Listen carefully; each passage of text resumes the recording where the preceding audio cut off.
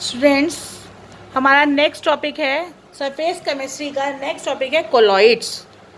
Colloids क्या होते हैं बच्चों?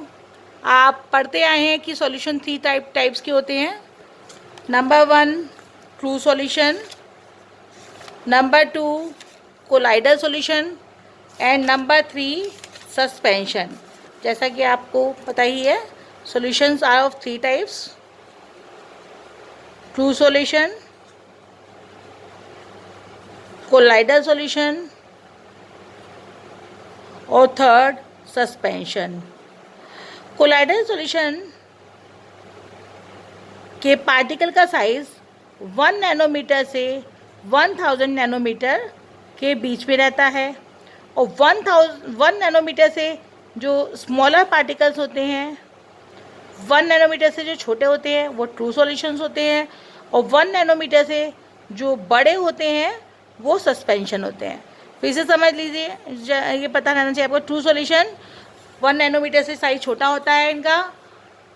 कोलाइडल सॉल्यूशन 1 नैनोमीटर और 1000 नैनोमीटर के बीच का साइज रहता है और सस्पेंशन का साइज 1 नैनोमीटर, इनके पार्टिकल का साइज 1 नैनोमीटर से बड़ा होता है। तो बच्चों, हम ये सॉल्यूशन के टाइप है। कोलाइडल सॉल्यूशन, कोलाइडल सॉल्यूशन के पार्टिकल का साइज 1 नैनोमीटर से 1000 नैनोमीटर के बीच का रहता है। बच्चों, कोलाइडल सॉल्यूशन क्या है, हम इसका एग्जाम्पल से समझते हैं। वाटर के अंदर अगर हम एक एग एल्बुमिन डाल दें, एग के 2 पार्ट होते हैं, एक तो येलो पार्ट होता है, एक वाइट पार्ट होता है। एग में अगर हम वाइट पार्ट मिक्स कर दें, येलो पार्ट तो फैट है बच्चों, अगर वाइट पार्ट को हम पानी के अंदर मिक्स कर दें तो वो एक कोलाइडल सॉल्यूशन बन जाएगा। सिमिलरली अगर हम वाटर के अंदर स्टार्च या ग्लू को भी मिला देते हैं तब भी एक कोलाइडल सॉल्यूशन बन जाता है।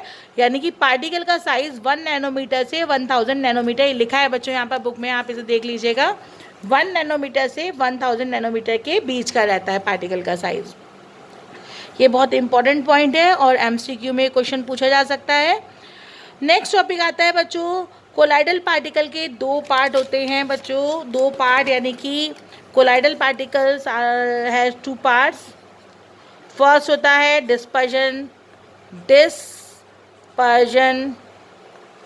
मीडियम और सेकंड होता है डिस्पर्स्ड फेज। तो डिस्पर्जन मीडियम क्या है? वाटर में अगर हमने ग्लू को ऐड किया तो वाटर मीडियम है और ग्लू जो है वो फेज होती है। सिमिलरली वाटर के अंदर अगर मैंने स्टार्च डाल दिया तो स्टार्च जो है डिस्पर्स्ड फेज और वाटर है डिस्पर्जन मीडियम। इस तरीके से होता है बच्चों। नेक्स्ट हमारा टॉपिक आता है बच्चों, इसी डिस्पर्स्ड फेज और डिस्पर्जन मीडियम की बेस पर हम कोलाइडल सॉल्यूशन को हम 8 पार्ट में डिवाइड करते हैं। गैस वाला कोलाइडल सॉल्यूशन नहीं होता। डिस्पर्जन मीडियम और डिस्पर्जन फेज की बेस पर कोलाइडल सॉल्यूशन इस तरह से हम क्लासीफाई करते हैं बच्चों। देखो आप लोग, जैसे कि फर्स्ट हो गया आपका, अगर सॉलिड डिस्पर्स्ड फेज भी सॉलिड है और डिस्पर्जन मीडियम भी सॉलिड है, यानी कि हमने सॉलिड के अंदर सॉलिड को मिला दिया है तो सॉलिड सॉल्ट बन जाएगा, जैसे कलर्ड ग्लासेस और जैम्स होते हैं। सिमिलरली अगर हम सॉलिड के अंदर लिक्विड को मिला देते हैं तो बनेगा सॉल और पेंट और सेल फ्लूइड्स होते हैं ये।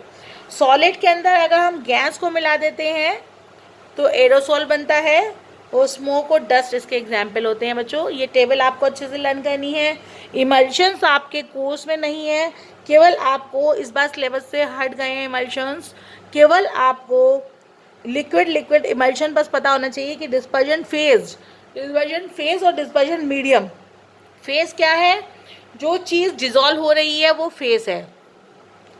जो चीज़ डिजॉल्व हो रही है वो फेज है। जैसे स्टार्च डिजॉल्व हो रहा है पानी के अंदर तो स्टार्च जो है वो डिस्पर्जन फेज है और वाटर के अंदर होता है वो डिस्पर्जन मीडियम है।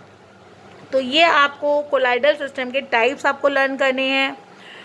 अब हम पढ़ेंगे क्लासिफिकेशन ऑफ कोलॉइड्स।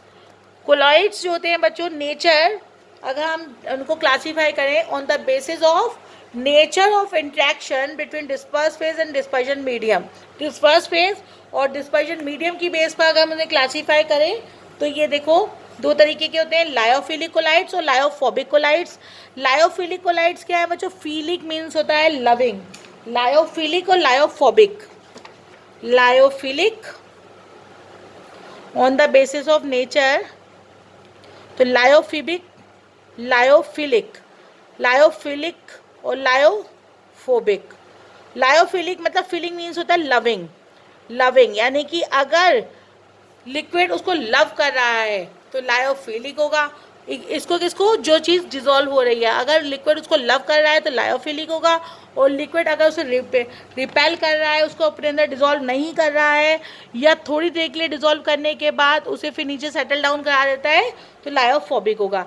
लायोफिलिक में डिस्पर्ज फेज और डिस्पर्जन मीडियम के बीच में इंटरेक्शन बहुत ज़्यादा रहता है, जिसकी वजह से ये दोनों आपस में एकदम से डिजोल्व हो जाते हैं, तो लायोफिलिक है।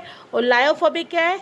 अगर कोई चीज़ हम किसी लिक्विड में डिजोल्व कर रहे हैं, किसी चीज़ को हम किसी लिक्विड में डिज़ोल्व कर रहे हैं और वो डिज़ोल्व तो होती है, लेकिन जैसे ही मैंने उसके अंदर कोई सब्सटेंस डाल दिया, इलेक्ट्रोलाइट डाल दिया जिससे कि वो प्रेसिपिटेट हो जाए एकदम से, तो उसको बोलते हैं लायोफिबिक, लायोफोबिक सॉल्ट। तो कोलाइडल सॉल्यूशन दो, लायोफिलिक एंड लायोफोबिक दो तरीके के हो गए।